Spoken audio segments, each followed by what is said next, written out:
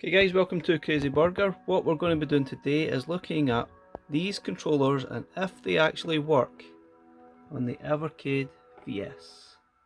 Let's get started.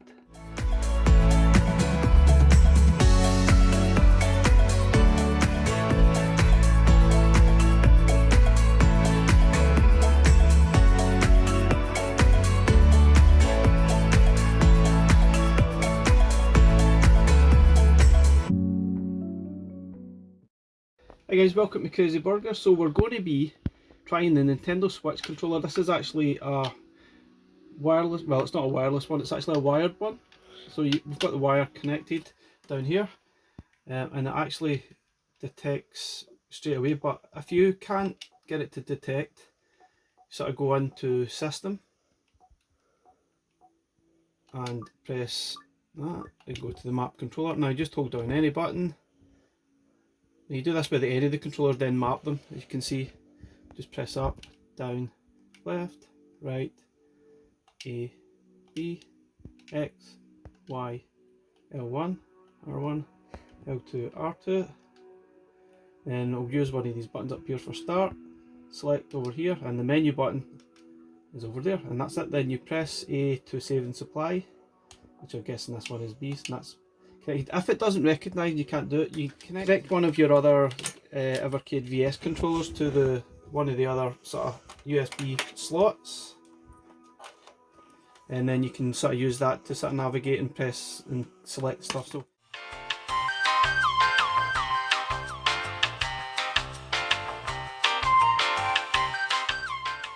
we'll show you how this is working. We'll pick one of these games. So I'll jump in Cade. So here we are here. I'm going to maybe just jump into the menu, load my last save. You can see it's working perfectly fine. You can also maybe map the thumbsticks as well, but in this case it's just a D-pad. And you can see it. Oh, I'm not good at it, I need to concentrate what I'm doing.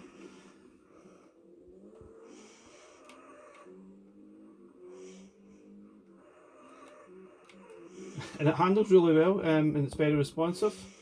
So that's the Nintendo Switch controller, and that seems to work absolutely fine. We'll move on to the next controller.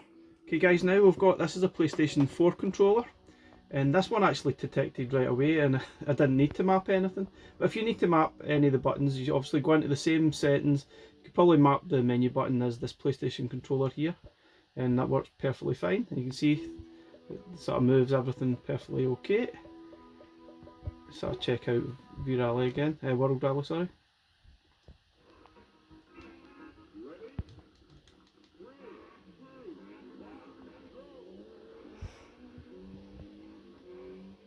See, this controller is a little bit stiffer than the Nintendo Switch one, but it still works absolutely fine. And I'm still crashing lots, but it's not the controller, it's just me. You can see that works absolutely fine. Okay guys, next we are trying the PlayStation 5 controller. It's obviously using a wire to sort of connect it, and this actually detected right away as well. If you have a problem that doesn't actually recognise right away, again, just go into the menu and map your buttons. I did actually have to map the menu button, but I mapped it to just this sort of sensor button here, and it works absolutely perfectly fine. So we'll go in and jump in and play a game again. Sort of last save, you can see.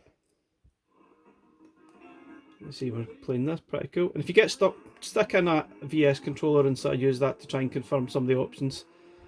It worked perfectly fine for me.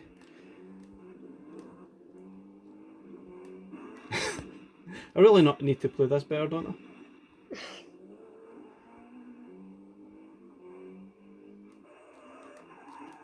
I? Yay, got around that corner. So this controller probably handles just a little bit better. But what we're going to do now is actually try the Xbox controllers and see how that goes. Okay, just to check, show you the menu button working. So I've used this as my menu button. So that's the select button for the coins, and that brings up your menu. You can see it moves up and down there. Select, which is pretty cool. Okay guys, I've connected up the Xbox 360 controller. It's obviously wired up, and it's obviously lit up as if it's sort of fine. And these ones actually, this one probably worked the best so far. It's connected, no problem. But the only problem with the Xbox 360 controller is there's no button for the actual menu. You need to go in and actually map it. Actually, you can, as you can see, I'm using the thumbstick to sort of move the items. So you could probably use one of these buttons on the D-pad for your menu button. Let's have a quick jump into World Rally again. I'm pressing start there to get started. We'll just do the easy sort of level. Not that it's easy. Yep.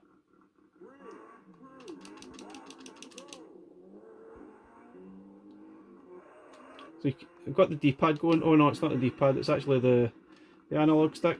I'm forgetting. So it actually works really well using the analog stick, and the handle's brilliant. This is probably the best option, I think. It seems really fluid. This might be quite good to play with some games with an analog stick rather than a D-pad, I think.